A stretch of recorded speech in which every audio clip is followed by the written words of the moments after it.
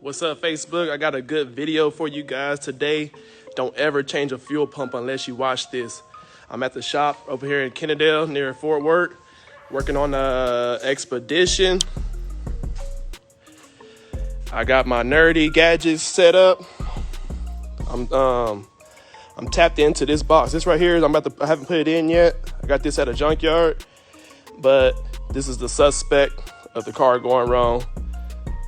I bought this car from an auction. I know for a fact that this fuel pump's been changed because of this problem, because I got burned on it too. I even changed the fuel pump already on this thing. I put an original fuel pump back in here, so when I took the fuel pump out of here, I saw aftermarket one in here. So if you guys don't want to get burned, I got burned because I was being lazy. I got the tools to check it, but since it was having fuel pump symptoms, I didn't even check it. I just put a fuel pump in it because it was my own car. But I learned the hard way from my own car. But anyways, so the symptom is, let's give it a crank. It don't happen all the time, guys. I'm gonna try to crank it up right now. All right, it's running, we're running. Cool, get ready to put it in gear. We're running, putting in gear. And then all of a sudden, you start hearing the motor chugging and stuff. You're trying to go. You're like, why the heck my motor is slowing down? Any minute now, I'm over here. This motor should go dead any minute now. I'm watching these trends right now, and it's not even running off of fuel right now, guys. It's gonna go dead right now.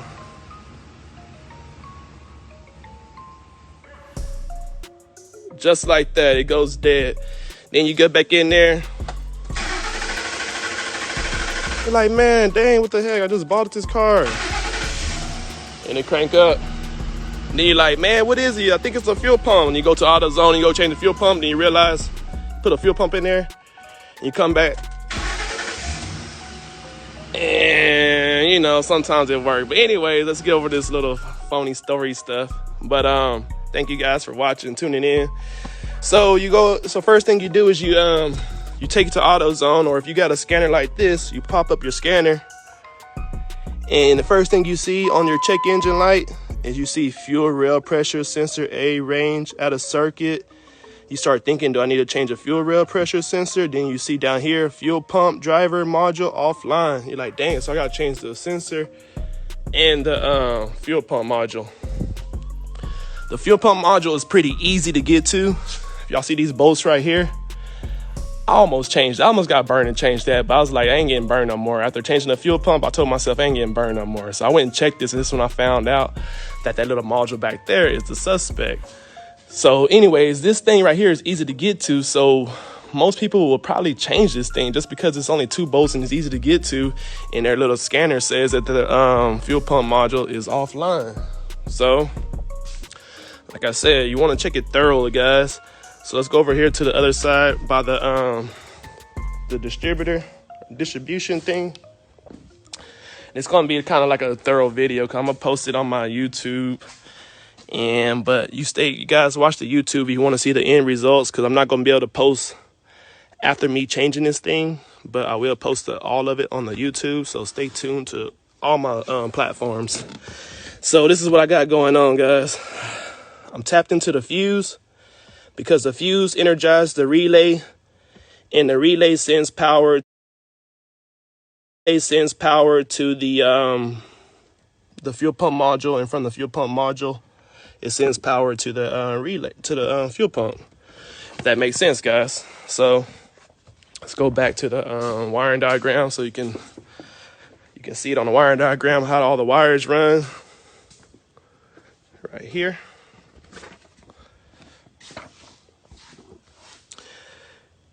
This is the fuse right here that I'm tapped into. As you see, guys, there's no connection on that fuse. It goes straight into the fuel pump relay. See how this one has a connection? That means there's a plug. This one don't have a plug. You cannot change the relay on this thing. It's inside the board. One of these is a fuel pump relay. So back to this. It says the fuse is number 12. So basically, it's this one right here, guys. So this is a fuse that I'm tapped into, and I'm also tapped into the relay. So on here, this is the fuse. The red line is the fuse, and the blue line is the relay. As you see, I do have power through my fuse because my fuse is above 11 volts. That's right at 12 volts. It's constantly, it's not dropping out or anything. And this is the power coming out the relay. So now that you guys know that, I'm going to turn the key on and we're going to see how this responds. When I turn the key on, well, the key is on, that's why we have power right now. So I'm going to turn the key off and you're going to see that red line drop out.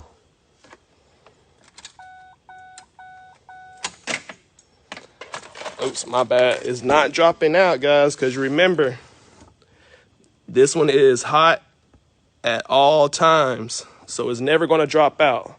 So that means this thing is working fine. They don't need to change no fuse. Fuse is not the problem, guys.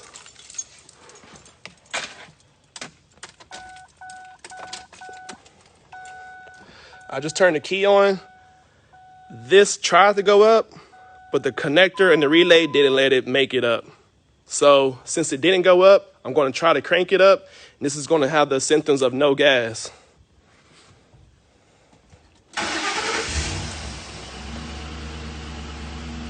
Look, don't be fooled by it, guys. We're not running nothing. This is just fumes. It's running off of fumes, so it's going to stop in about 10 seconds.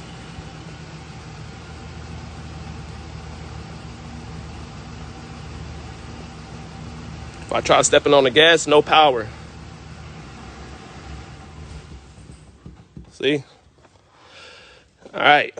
Because we have no power coming out the relay, guys. I'm going to try to cycle the key again. Whoa. Look at that, guys. Now the blue line is up. Now the blue line is up.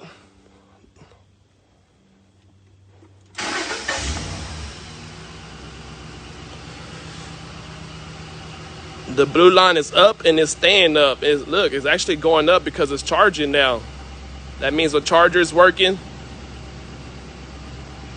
Let's check the power.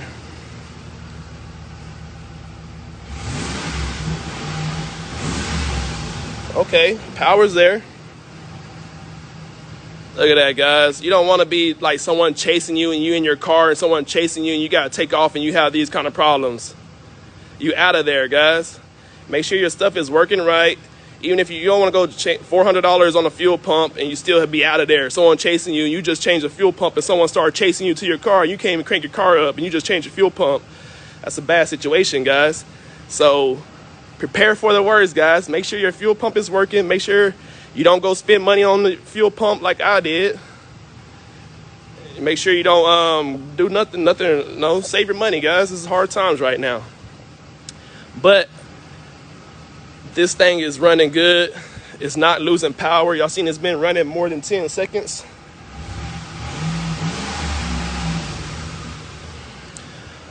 I'm not going deep into the fuel pump, but the fuel pump is working. We don't know how good it's working. That's not on this video, but there is ways to check how good the fuel pump is working.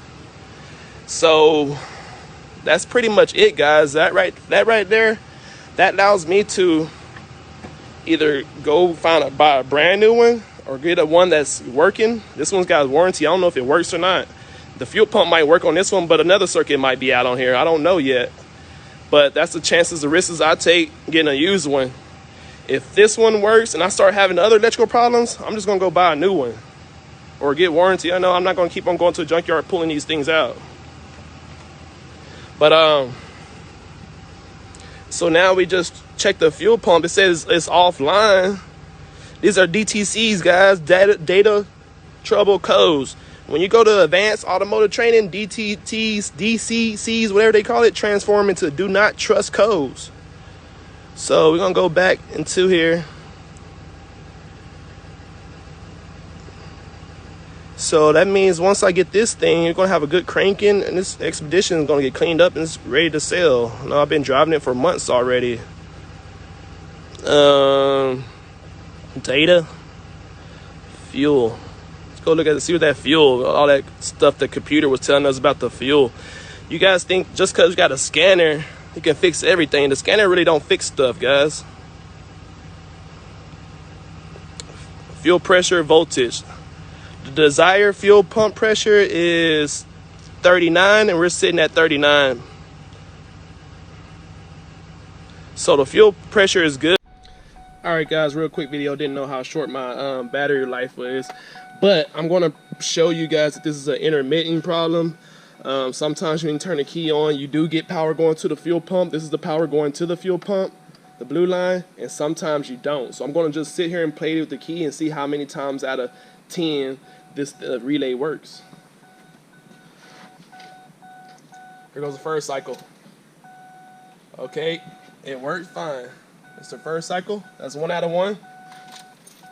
All right, off. Y'all see it went off? Here goes the next one. 2 out of 2. And this thing, I noticed it starts to work good once that relay warms up. There's 3 out of 3. There it goes. 1 out of 4 times, the fuel pump won't come on. Once I keep going on, all right, there it goes. 1 out of 4 times. On the 5th time, it came back on. We're gonna crank it. It should crank. It stays alive. It stays up. We're gonna turn it back off. Look, there goes another time it doesn't stay on. So we're gonna see how it performs on the crank whenever the relay ain't on. It's deceiving, guys. Feel like it's running. You already got it in gear right now, and boom, it shuts off on you because you ain't got no power going to the fuel pump. It ain't the fuel pump problem, guys. Look, now we got fuel pump power to the fuel pump.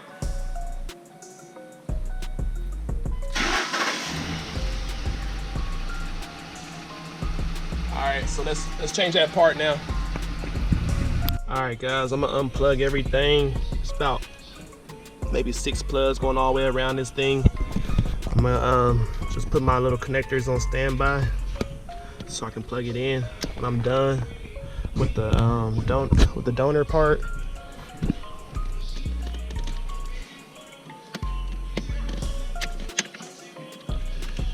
I believe there's like one 10mm bolt.